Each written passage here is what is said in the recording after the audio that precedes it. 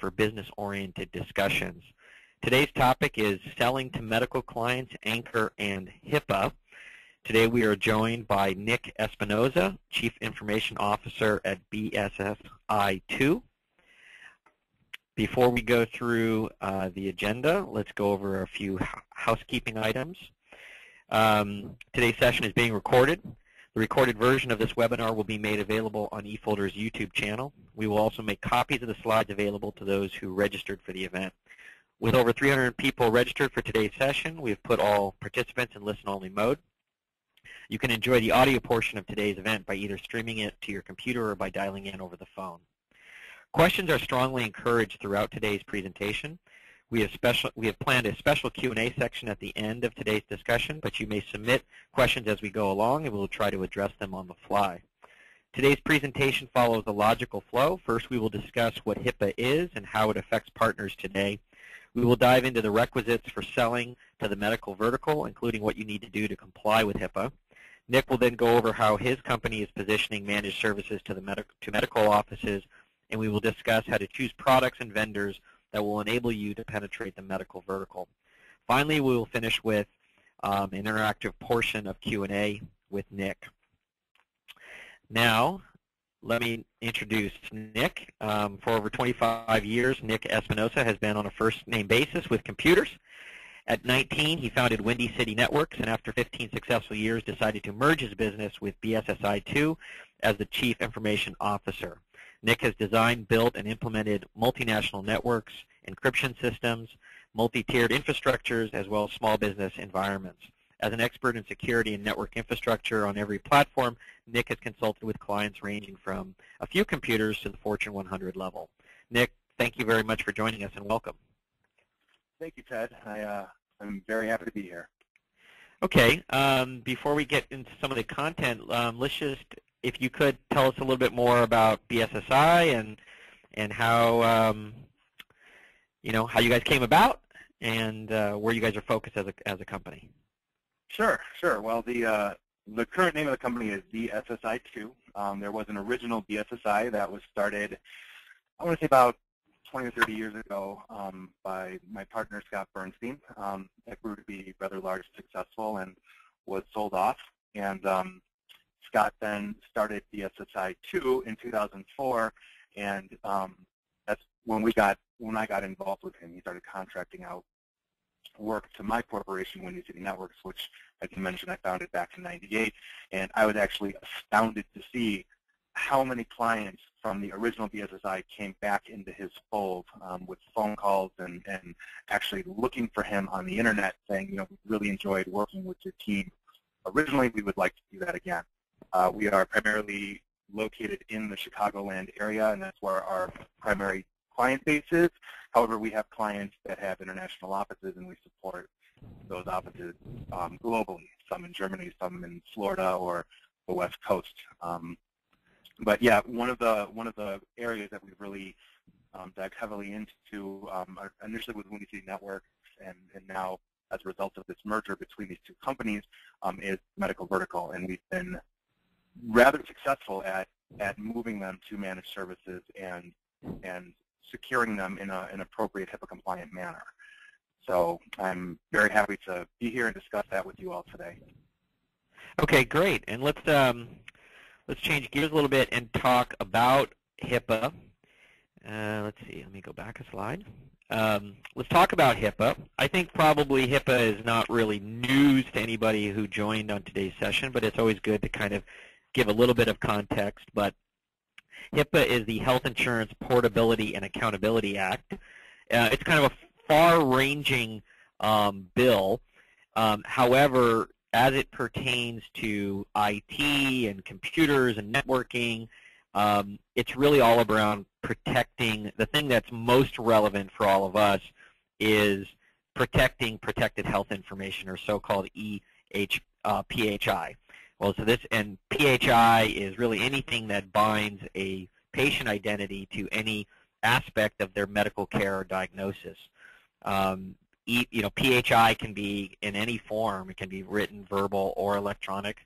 And ePHI is the stuff that's the trickiest to secure, and requires the most thorough processes and technology in place to protect it. And it's all around protecting patients from their medical information being compromised in any way. And one of the really important things is that, you know, the medical vertical has all different kinds of companies. There are large hospitals, insurance groups, medical clinics of various sizes, but also very small doctor practices that may only be a handful of people. And they all need to comply with HIPAA. And it's both a big challenge for the medical vertical and for the managed services space, but it's also a really huge business opportunity for everybody who's on the call today. We have a job to do, and this regulatory framework makes it that much more challenging for your clients and, you know, medical practices of various kinds, because the consequences are so huge. You know, the HIPAA regulations have been, as time has gone by, they've become the enforcement of the rules around HIPAA, and the consequences for violating the privacy of patient data have gone up. So just a handful of different examples. You know, a pediatric dermatology practice lost a flash drive and ended up with a $150,000 fine. A lost laptop led to a Massachusetts hospital being on the hook for a $1.5 million fine. And you know, a public services department in the state of Alaska was on the hook for $1.7 million, again, due to a lost hard drive. So the consequences can be enormous if EPHI is compromised. And really the regulatory authorities really upped the ante back in 2013, because what they ended up doing is they ended up funding the enforcement mechanisms to really have the government follow through on the spirit and the letter of the law around HIPAA. And so starting in September of 2013, business associate agreements became required, and really everybody was put on notice that strict enforcement of HIPAA was the rule of the day. So in terms of what an MSP or a VAR or IT solution provider needs to do to comply with HIPAA, first of all, a lot of it starts with education, is that you as an organization, if you're serving the medical vertical, you need to be expert in HIPAA. There's a lot of resources, free resources that are available, but you really need, we highly recommend rather that you use an external consultant. You really got to build, if you don't have this expertise in-house, that you build policies and procedures and practices in your MSP practice that are specifically conformed to the requirements of HIPAA, to do a thorough risk analysis, you know, if there's any gaps.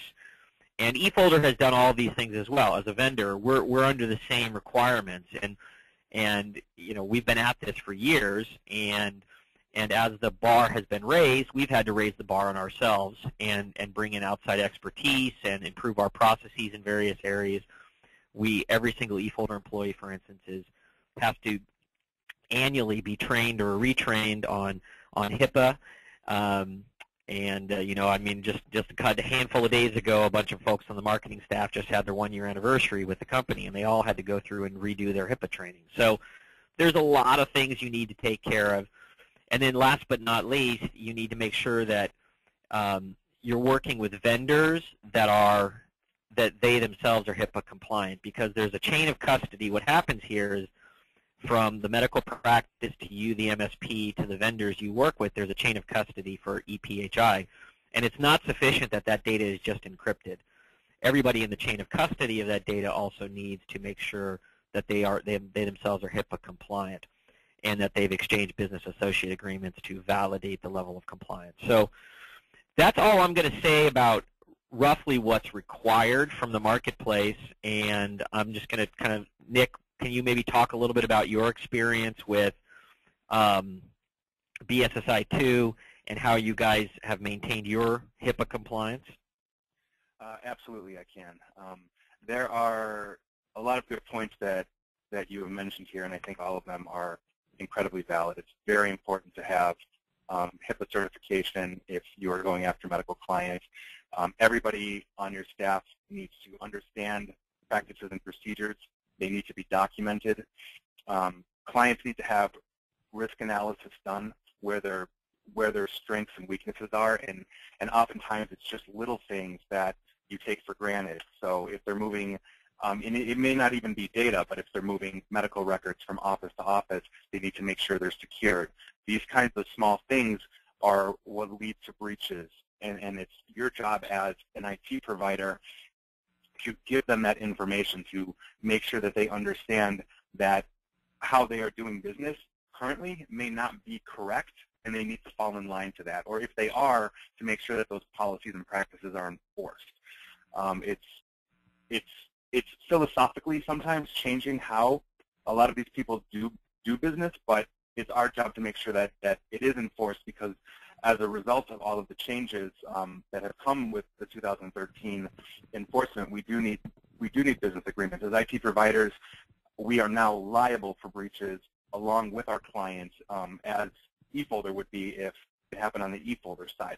Not that I expect it to, but everybody's liable in the chain of custody. And as a result of that, if your IT staff is not trained to deal with that, if they're removing hard drives from computers, for example, to take it back to your office for work, those need to be secured, or the data needs to be encrypted. You don't want to lose a flash drive. It's very important to have the analysis done. It's also very important to make sure that you have everything in writing, whether it's email chains of custody or they're signing off on moving equipment around. It is a very important aspect to have it, because that could mean the difference between you being fined versus them. And while you're all working together, you don't want to take the fall for somebody else's noncompliance when you have created a compliant solution for them. It's very important. And yes, the vendors that you work with specifically in the cloud that are going to be touching any type of data that's HIPAA compliant need to be running HIPAA compliant levels of encryption. They need to be able to sign business agreements as well. That's one of the reasons why we've liked working with Anchor and eFolder for HIPAA. Even before Anchor had signed the business agreements, they had let us know we're in the process of getting that done, and all of their standards and practices that I personally thoroughly reviewed when we switched to Anchor met those standards and exceeded them. So I was very comfortable moving into that as a solution. And I'm really glad they're signing business agreements. So. Yeah, and so I think what would be helpful right now is just a couple questions have come in just about how to up your game and get your business fully compliant. And one resource, there's many available, but one we'd recommend is working with Mike Semmel of Semmel Consulting. He does a series of compliance seminars, online workshops that are designed specifically for the VAR and MSP industry.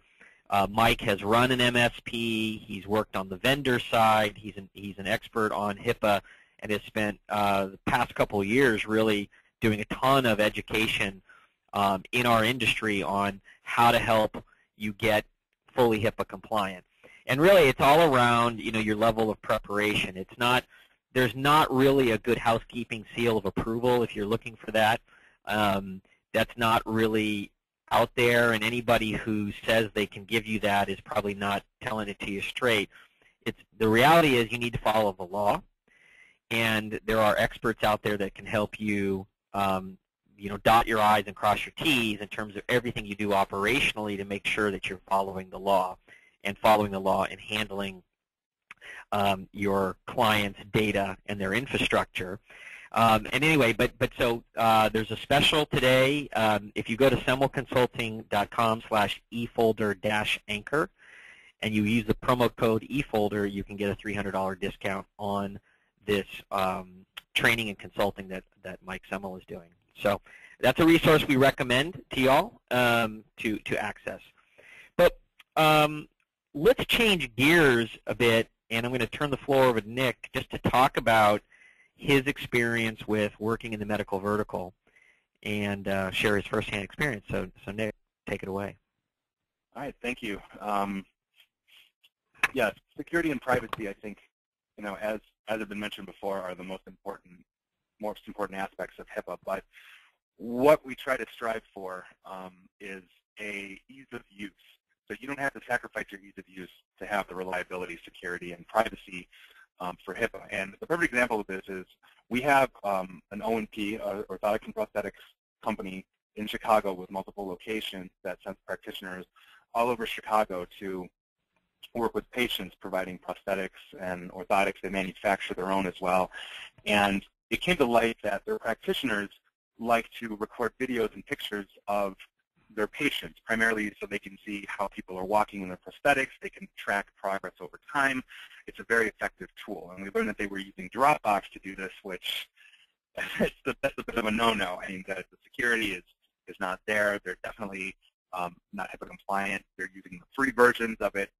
So that's one of the ones that we moved to Anchor, because the applications that they have, the apps on Android and iPhone, run very similar to Dropbox. They're very easy to use, and our patients can now, using 448-bit encryption, send their photos and their videos securely into the cloud and back to the server, where they're storing this repository of data and information. And it's been a real lesson for them in the sense of the risks involved in using the old system versus the new. We have two-stage authentication enforced. We have PIN numbers for the phones enforced, remote wipe capability, all those kinds of things through Anchor that allows us to, or I should say, that allows them to securely move and transmit their data. So we're not worried about it. They love the solution. It has been a fantastic solution for them that as they've been using it, and they found it to be very easy, and they've also found it to be incredibly fast compared to the way Dropbox was connecting. And if you move to the next slide here, we can continue. This is the next major point, is ensuring uptime and continuity. This actually, interestingly enough, this happened to be the same client, orthotics and prosthetics.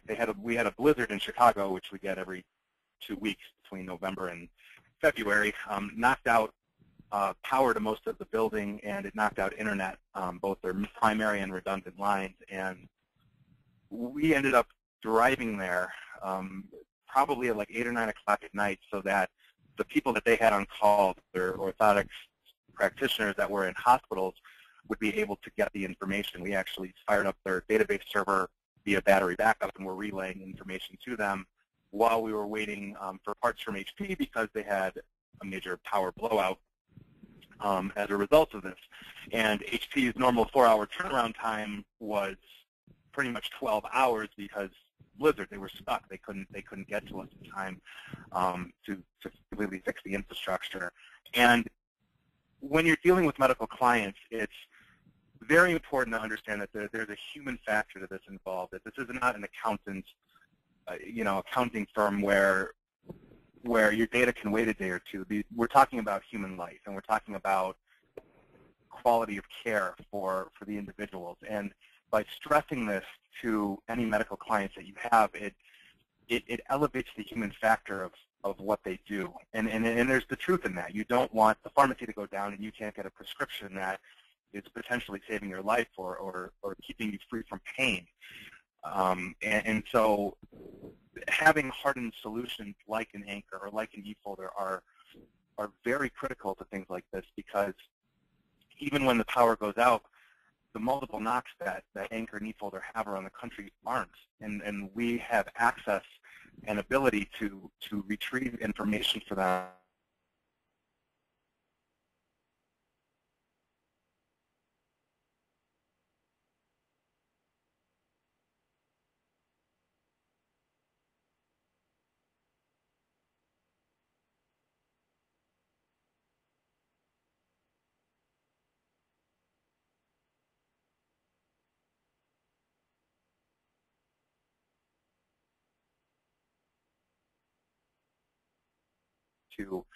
to want to take away pain or alleviate suffering or make sure that they are treating people as fast and as safely as they can. It's our job to make sure that they can do that given the tools they need that we supply. And that's one of the reasons why we're here discussing this. So if you want to switch to the next slide. And this one is, this slide is rather interesting in the sense that it's about finding custom solutions for providers. This is another issue that we had where we had a pharmacy that has a prescription service, and the prescription service sends it via SFTP to their network. And then it's up to them to be able to open up essentially a folder where these prescriptions come in, read the prescriptions, and then dispense medication or prepare the medication as needed.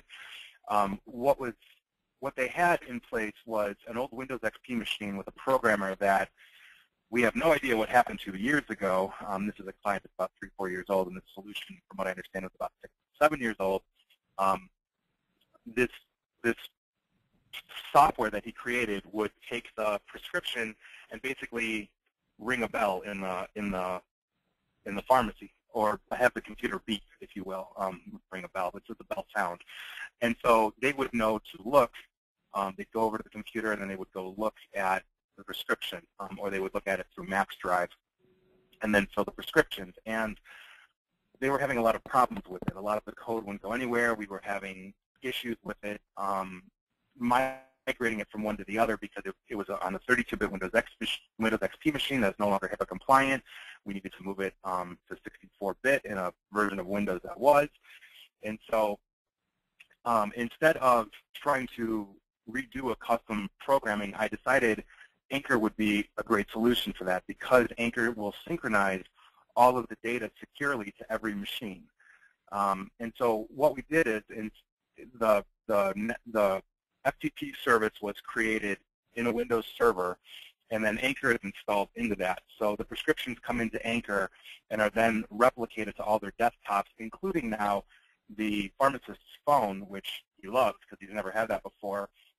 And Anchor has a notification service at any time a file has been created, added, modified, or deleted, you get a little balloon notification. So in a busy pharmacy, instead of having to listen to a computer beep or ring in the corner, now every machine across the pharmacy has a pop-up that says they have an incoming prescription. They love this. They tell me they're filling prescriptions so much faster as a result of this, and when somebody changes it, everybody sees that one of the pharmacists has already tackled that problem and filled that prescription, and they don't have to deal with it anymore. It's working out better than they expected, and we didn't have to do anything custom other than install Anchor and say, hey, just point to that folder. It became a very nice solution to have, and because it's HIPAA compliant, I'm not worried about that data being replicated to their cell phones or anything else. So Nick, maybe we could take a couple questions. One question that Carl asked is he says, I've found that pharmacies are usually large organizations and controlled internally, thereby difficult to break into. What is your advice for targeting this sort of account? Well, this pharmacy specifically is actually it's a smaller pharmacy, but it's nationally recognized in the sense that they specialize in both oncology and fertility. And so the only patients they get are patients from I guess, around the nation that order in, which is why they have this specialized ordering system. To penetrate this market, I think the best solution is to start small and go large. Primarily going after smaller pharmacies or smaller vendors in the industry tend to lead to bigger ones, in my estimation. I can now walk into a Walgreens and not necessarily say, hey, Walgreens, I'll take over your IT infrastructure for you, but I can say, we have pharmacies under our control. We're doing things better than what your old and outdated software is doing. Let me show you how. And we end up designing infrastructure for them. That's when I've consulted with Fortune 100 companies, they're not calling me to fix their servers. They're calling me to design a solution that will work from point to point, or point to point to point to point to point across the globe. So I would say that the focus should initially be small town, like small small-time pharmacies, small-town pharmacies. If you can break into there, you can go larger. Getting into something like a CVS or a Walgreens is very difficult, except at the consulting level. Taking over the complete IT infrastructure for Walgreens, I just don't see it happening for anybody. They're too large. But starting small like this, and if you have other medical clients, they tend to all work together. So your referral base is another huge aspect of this. Like, for example, the orthotics and prosthetics client that we used in the previous example, one of the owners is also a partner in another medical practice. So there's an in for you, providing you're able to successfully cater to this client. All of them have doctors' offices that they deal with. All of them to know each other. Hospitals send referrals all the time. We were consulting for Rush Presbyterian St. Luke's Medical Center years ago, and they, as a result of having clients in that building, we were able to work on the infrastructure for RushNet by starting to learn the IT people there and offer them solutions that would work with our clients that were using their medical facilities. All of these things are very heavily interconnected. It's not, I wouldn't necessarily say who you know, so much as it is making sure that the people you do know are fond of you and you are doing a good job for them. You are complying to all the standards and practices that they need, and we tend to see a lot of referral business as a result of that. One of our mottos is implement twice, review once, and it works very well for us, very well in that sense. So can you talk a little bit, Nick, about, have you developed kind of line of business software expertise for the medical vertical, and is that critical to breaking into this space? We've dealt with several different databases. Like orthotics and prosthetics, we've probably dealt with 3 or 4, and then a lot of medical fields are using Epic as well as a lot of other databases. You don't necessarily need direct knowledge or access in a specific database if you are planning to consult at a global level, because the database then becomes one component of the infrastructure that all has to work together. If you look at all of the different things that comprise the network, from software to hardware to infrastructure, if you look at it like you're the conductor of a symphony, the software is one section, or it's one part of it. It definitely does not hurt to have that expertise if you are trying to go for that expertise. So, for example, we've dealt with, I would say, probably half a dozen major medical databases. I would not call myself an expert on usability on any one of them. We don't get the calls from people that say, oh, how do I do this, or how do I input a patient?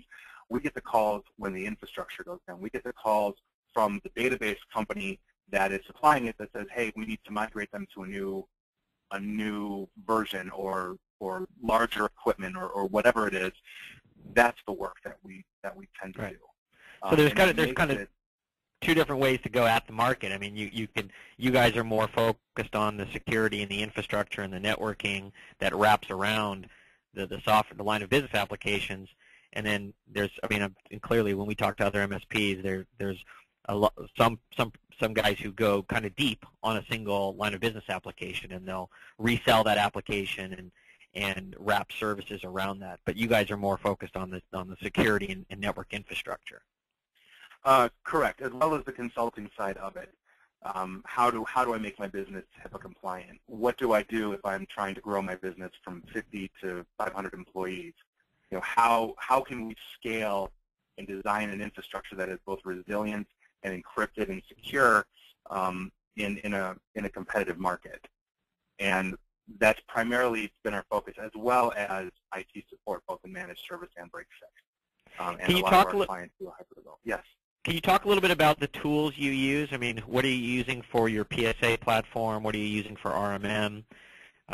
What security stack or what security applications you really? Other security. I'm just trying to understand, kind of, just for the benefit of the audience, what are some of the key tools you're using? In terms of implementation. Yeah, I mean, for RMM, do you standardize on a certain tool, remote monitoring management tool? Are you using a PSA tool in your business? That sort of stuff. Well, usually, I wouldn't say we have any set. I wouldn't say we have any set standardization in software, primarily because we view every client as unique and customizable, and what works for a lot of clients may not work for others. We have.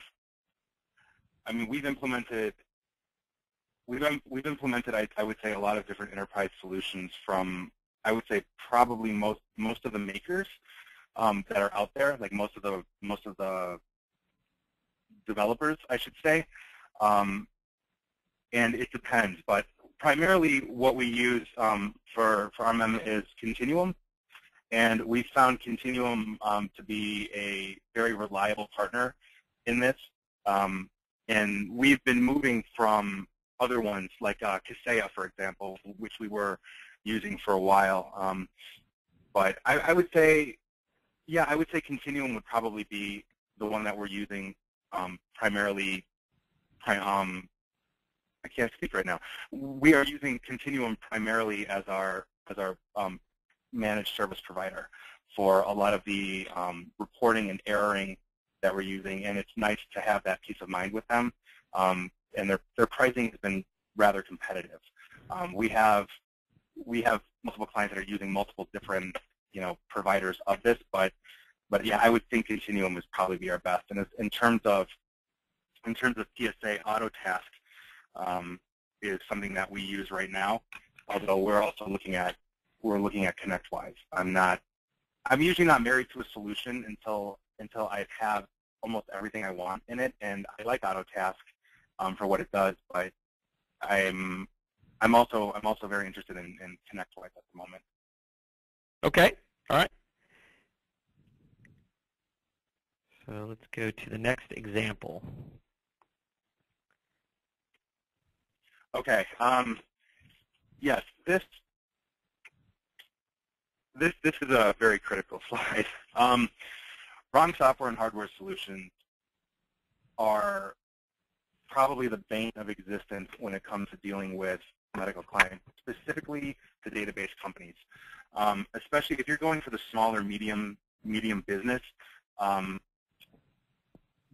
oftentimes they're not using large, very expensive pieces of software like Epic. They're using smaller databases. A lot of these database companies are trying to sell you the software solution, but not sell you the hardware solution. It's the kind of solution where they say, oh yeah, you can run this on like 2 cups and a Dixie string, to get it going. But ultimately, that's self-defeating for the business in the sense that they have this great software, but the hardware is very much lacking. And so it is very important, I think, to be able to provide a solution that, while is more expensive on paper, is most effective for the business. And in this case, we're usually very direct and usually very honest in regards to why this is better. We don't have to necessarily get to the nitty-gritty, deep nerd level to understand hardware and software or relate hardware and software to the client, but they need to understand that what the software provider is typically trying to sell you is not going to be capable for the 50 people you are trying to provide the database for, or the 500. It's at a bare minimum enough to get the software running. And so once you have that in place, then the scalability comes with it, primarily because what you're pitching and what you're detailing is equipment that is scalable. And to the first point of this, to train HIPAA internally with the staff, that is very important, not just for their staff, but for your staff, in terms of computer lockdown capability. So, for example, if you have, let's say, a small to medium-sized business that you're going for, like a medical practice, it's important that little things like the desktop of the server is locked. Even that little lock mechanism on the front are locked. Your backups are encrypted. Any data transmission is secured public wireless access that they're offering their clients is on its own subnet or is on a completely separated cabling system so that they don't bleed into each other, or VLAN. There's all of these things add up to a complete picture, and I think the best way to approach this is to offer them an all-in-one solution that is custom tailored for them, using best practices across all platforms. So for example, if you really like HP servers, you can continue to quote HP servers. You don't need to buy Dell. It's not a problem. Just make sure that whatever HP equipment you are buying is scalable, expandable to what they want, as well as has the capability to be encrypted and locked down, which is pretty much most equipment that any major manufacturer is going to buy. But it's a very important point. So Nick, maybe let me take a question from the audience. This is a really technical and tactical question, but I think it raises some important issues about some of the environments that you might come across at times. But Rissi, I think is maybe how you pronounce his name, says, do you know if Windows 7 Home Edition or any version of any version is HIPAA compliant? Because most of the doctor's offices we've been in are running some version of Windows 7 or Windows 8 Home Edition, never Pro. Do you have a comment on that, about what's the implications of that? Yes. Yeah. Actually, like most people, I'm not a big fan of Windows 7 Home Edition, I should say. I'm not a fan of Windows 7 Home Edition or any of the personalized editions. They lack a lot of the, obviously the Active Directory integration and other things. But I believe they're HIPAA compliant in the sense that, actually, I believe they are HIPAA compliant in that they are receiving patching from Microsoft with security updates. And if the last time I checked, I believe they are on the HIPAA compliance list for compatible software. So yes, I do believe that they currently are. However, the way we position it is that by moving to Windows Professional, we are adding a lot more security to the local clients, especially if it's like on a small peer-to-peer network. We're adding security for ease of mind. So your home-based version may be more difficult to encrypt. It's not necessarily going to come with BitLocker unless you're running the Ultimate Edition. So you can't encrypt the hard drive. You are lacking centralized security features that most businesses use as standard practice, and that's a problem. And typically, when we've seen that in smaller clients, and we have a few of those, as we are replacing machines, we are moving away from that. We start quoting the software that they need. We start quoting the Windows versions that we want them to have, and eventually there's a migration in there. There's not a hard cutoff, except in the case of something like Windows XP, where Microsoft just says, it's not going to be supported anymore. You're not going to get patching for it, so it's no longer HIPAA compliant. But as of right now, I believe the Windows 7 Home Editions are. Okay. Yeah, because of that. Okay. Let's talk about choosing vendors and products. Yeah, this is a very important aspect of this as well. Any vendor and product that you use has to be compliant with HIPAA. They have to be willing to sign business agreements. This comes to the database software that you're running, to any type of cloud solution that you're going with, to operating systems. So if you have a non-compliant Linux-based operating system, you are not technically in HIPAA compliance, for example. It is of the utmost critical importance now more than ever, primarily because we as IT providers can no longer pass the buck. We are liable for the same amount of fines and damages that any of our medical practices will face as a result of lapse in security, especially if the liability is on our end. If you don't secure a public wireless access point and somebody decides to copy out your database, you're in trouble for that, as well as the provider. And believe me, in most areas where the medical community is not necessarily small but very interconnected, word travels fast.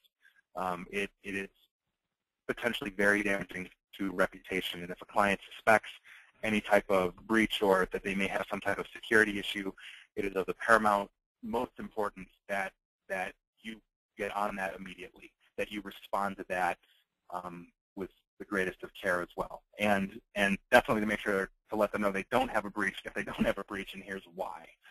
But yes, having all of your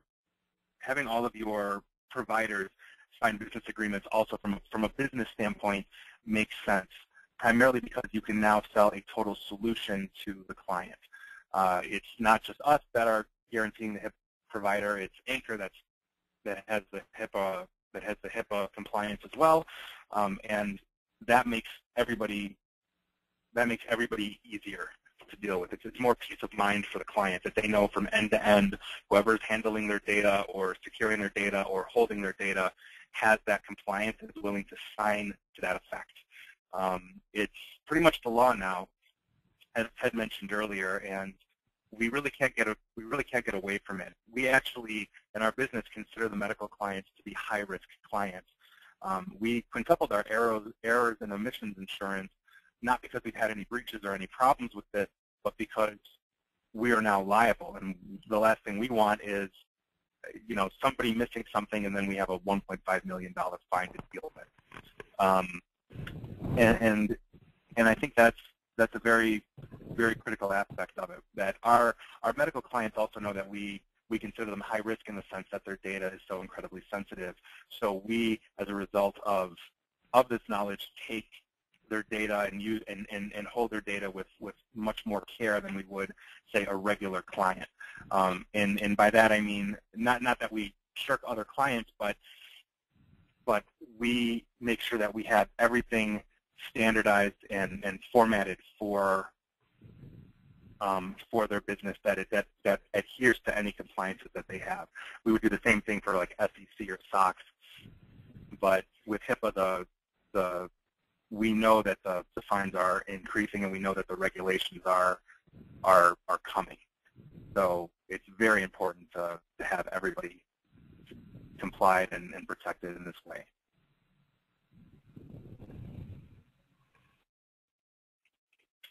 And yeah, as you see here, eFolder will definitely sign business agreements, and we are thankful for that. Their backup solution, which is eFolder, we have clients that use that for both backup filing of files as well as image replication backup using a product called StorageCraft. We use their backup disaster recovery products at some of our clients as well. They work very well. They're also secured, and then the sync side of that would be Anchor. And eFolder has been willing to work with us in terms of all of our medical clients to make sure that everything is secured and properly encrypted on their side, which by default it is for everybody. But it gave us a real peace of mind for this. And we don't have to go to our medical clients and say, oh well, let's use Dropbox, or let's use another solution that's using, let's say, maybe encrypted tunnels, but not as secure. The one thing that really appealed to me from Anchor, aside from the centralized administration of it all, was the fact that they're using 448 blowfish encryption to secure their tunnels, and the data moves remarkably fast. I have been able to move hundreds of gigabytes of data up to them in like a day. When we were initially thinking for them, I think I uploaded 200 gig to them off a 30 megabit upload, and I want to say it was like 24 to 30 hours, which was incredibly fast. So we've had no complaints, and one of the other nice things that we've had about this as a business grade service is that we can secure endpoints on phones and tablets with secondary PIN numbers. We have remote wipe capability. There's a lot of different features that Anchor has that are fantastic. I would say the one feature that Anchor doesn't have, but they promise I can talk to the developers about, is that they don't, when you have a local folder share, let's say on the C drive of a local computer, what Anchor does not do natively is create an encrypted store for that. So for that, we would use something like a BitLocker or across company-wide, like an enterprise encryption solution to make sure that the hard drives of the local machines were encrypted, and then everything from Anchor to the operating system to anything else on the machine would then be sitting on an encrypted drive. So just take that into mind when you're considering this as a platform. But other than that, it has absolutely everything we need. And we are actually the first line of support for our clients when they delete a file. And it's nice because we have unlimited file revision for the life of the account. Or if they need data moved or users added, we can do all of that for them very quickly and very securely. So it's nice in the sense that you're not only branding HIPAA, you're not only branding Anchor, but you can also act as a support. And if you need to, you can call the Anchor support as well. And I've called them quite a few times just to ask basic questions, especially when we were onboarding, and they've always been direct and honest, and I've had no problems learning from them whatsoever. I've been very impressed thus far with it. Yeah, so Nick, the question came in from Michael, and I think you briefly mentioned it, but the question was, is the eFolder solution branded as eFolder or as our product? And I think just the short answer there is that all eFolder services, backup, BDR, and Anchor file sync, all can be branded under your name. So really rich branding capabilities, which we feel pretty strongly about because it's all about helping you build your brand identity with your clients, being the one throat to choke, to be the single point of contact, that first line of support. That's the underlying business model, and we find partners are most profitable and successful when they're building their own brand name. Michael had a follow-on question for you, Nick. Just can you talk a little bit about remote wipe? His question specifically is Anchor remote wipe for cell phones? Is the remotely wipe the entire phone or just the shared document or application? My understanding of Anchor and our testing is that Anchor's remote wipe capability for mobile, which is both Android and iOS, will wipe Anchor and pretty much erase anything that Anchor is storing on the phone for you. It will not wipe the whole phone. Most of our clients have some type of Microsoft Exchange-based solution that allows us to do remote wipe, and there's other types of applications that will, that we can install and administer that will wipe out the phone for you. But from what I understand, and Ted, please correct me if I'm wrong, but it will only wipe out the Anchor data, which in a case like this for HIPAA is the most critical thing. Above and beyond anything else, we want those patient files gone as quickly as we can. And the remote wipe is also capable for any device that you can hook up to it. So if you have a Windows PC or Mac OS, anything like that, you can issue the commands from the console directly and say, hey, wipe out Ted's laptop, and you have the ability to either keep the files on the laptop but disconnect them from Anchor, or you have the ability to erase absolutely everything that Anchor installs into the laptop, thus severing the link. So we have the ability to issue remote wipe commands if your phone is stolen. Issue remote wipe commands. We can change your password on the fly. We can completely lock you out of the system while we're fixing the breach. And so yes, to answer that question, it should only do Anchor. Yep, that's correct. Let's see here. A couple other questions. Rissy wants to know really what's your marketing strategy with. Let me just read the question. So what has been your specific marketing strategy in regards to bringing Anchor in-house to these medical offices? Do you just assess if they are currently using Dropbox and then share the dangers and possible fines for using such an insecure system? Well, I don't think Anchor and cloud sharing is for everyone. I'll put that out there, and I'll be completely honest. I don't think every business needs cloud file and sharing synchronization. I think everybody needs backup. So in that sense, I'm pro backup for everybody, especially in the cloud, for something like eFolder.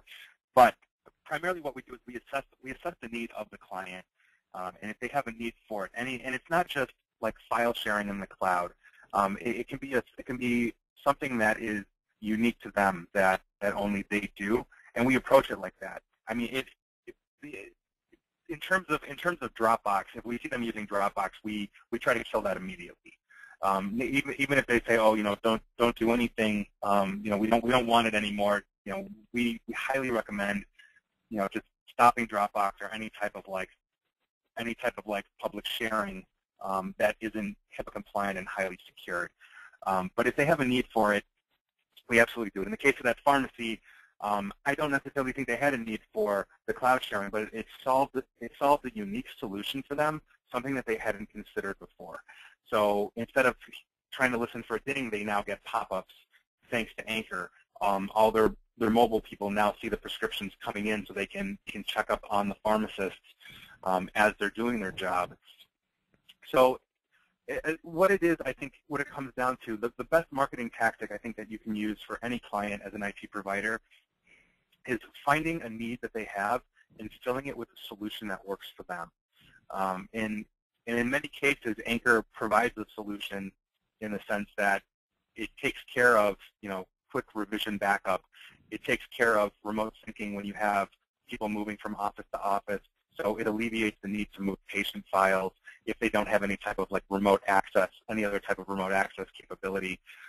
It allows us to store patient lists and address books securely, in different ways within the Anchor system that we wouldn't otherwise think of. So, for example, I used to have an encrypted file where I would keep my credit card information and my bank information, all that kind of stuff. I now just have it in a text file in Anchor that I can access on my phone on the fly as fast as I need it. And it's just the basic information, but it gives me everything at my fingertips, and I'm not worried about it because my Anchor is protected. I have a secondary PIN number for Anchor. I can remote wipe it on the fly. I can just call my office from any phone and say, hey, just lock up my account and blow my phone away. And so those kinds of things I think are the most important thing to look at when you're trying to hit this. A lot of these medical clients, I think, are now starting to move into the 21st century, if you will. We've walked into so many different companies and clients in the medical field that are just running databases that are 10, 20 years old, and Windows 2000, not even XP, and we have to tell them, I hate to be the bearer of bad news, but this has to go. We need to change all of this out because you're not compliant with the regulatory commissions that the United States have, primarily HIPAA. It's an issue, and here are the solutions that we can provide for you that will give you something you've never had before. You don't have to be tethered to your office anymore. Anchor helps you with that. We don't have to worry about you working from home anymore. In terms of securely linking, if you just want to access simple files, because the tunneling that Anchor provides back and forth from the cloud are VPN level. So it fills a solution very easily, and in a changing business environment where everything is interconnected and so many people are out of the office and virtual, something like Anchor is usually an easy sell. And we've had clients that have been on other, speaking to the slide that's in front of you, we've had clients that have been on other services that have, that didn't have a good encryption, that did not have the speed, that had a technology that, would cache files as opposed to copy entire stores to the drive, which is fantastic if you're off site or in an airplane and can't get internet access. That's something that was a huge selling point for Anchor. We've had clients that have moved from $4 or $5 a month cloud solutions to Anchor, which we're charging about $20 a month for, and they'll do it because they recognize the potential for what it can do. It's that extra peace of mind. It's the difference between $60 a year and, let's say, $150 a year. But for $150 a year, what do you get? You get so much more with it, as well as the speed and capability. And it in so many instances it sells itself. And in the medical community, it's pretty much an easy sell because a lot of the competitors for Anchor are not fully HIPAA compliant, or if they are, the feature list isn't as rich. I love the back end of this product. I mean, the user interface and whatnot for Anchor on a Windows desktop or Mac OS it's like any other product. You just open the folder, you save files to the folder, your files are in there, and then the Anchor client does a transparent sync. But on the back end, that we control, at a glance, I can see usage statistics for all of our people. We have full audit tracking, plus the remote wipe capability, the ability to change and enable policies on the fly to add space and users very quickly. And Anchor has been great at working with us in terms of expanding. In fact, we just bought, I think, an additional 100 users from them yesterday because we just ran out. I mean, we've been using Anchor, I want to say, for a little less than a year, and we've been beyond impressed with it. And we keep buying greater tiers because we keep adding clients to it. And it has been a great profit model, as the previous slide showed. And yeah, our cost is, as you can see from this slide, our cost is pretty low, and we're charging on average about $20 a user or so, and we custom tailor the space that we need for each user. So as you're working with Anchor, as you're selling Anchor, you're selling it per user. You're not necessarily selling it per space, unless the client needs a huge amount of space, in which case you can tack a premium on for it. But I mean, we have some clients that are paying us $20 a month for 10 gig of space, and they'll never use more than that ever because of what they're doing. We have other clients that are taking hundreds of gigabytes of space, and they pay more of a premium for that. But it's been very nice.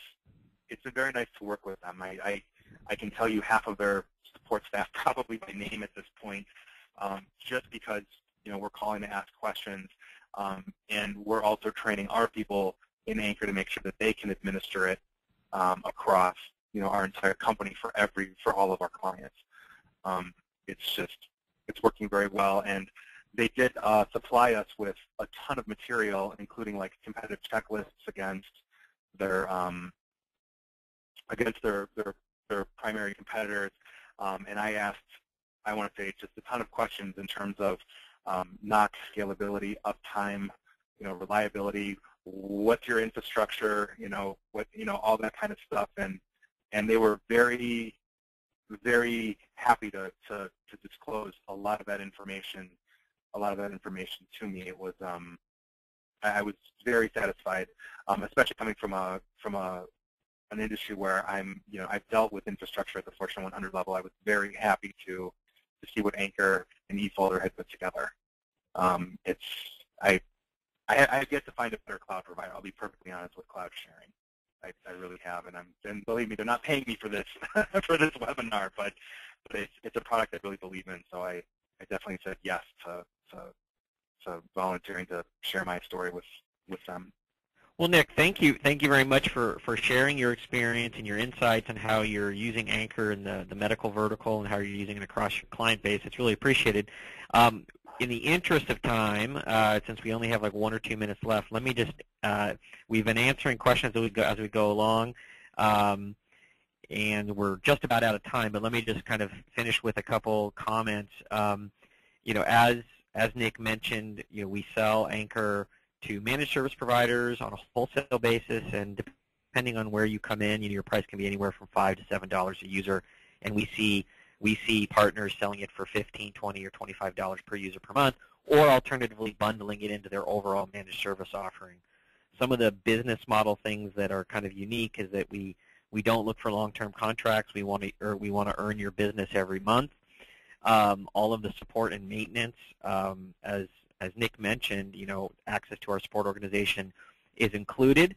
The end users come to you, and then you escalate to us as needed, but all of that support resources included in the price. You have an account management team that's named, so you have a person to call if there's any business issues that ever come along, and we try to do our best to help you with sales and marketing and technical material to help you grow your business as you go. Let's see. I think that just about wraps it up. Nick, thank you very much for sharing your insights today. Oh, my pleasure. I'm happy to do it. And thank you very much. And for everybody who joined us today, we will be circulating on-demand versions of today's content to you via email, along with our HIPAA information kit, which is a kit of documents that eFolder has prepared showing which eFolder services are HIPAA compliant and other important details you need to know about a partnership with eFolder and the HIPAA dimension to it. We'll be circulating those as well. Thank you very much for your time and attention today, and everyone have a great Thanksgiving. Take care now.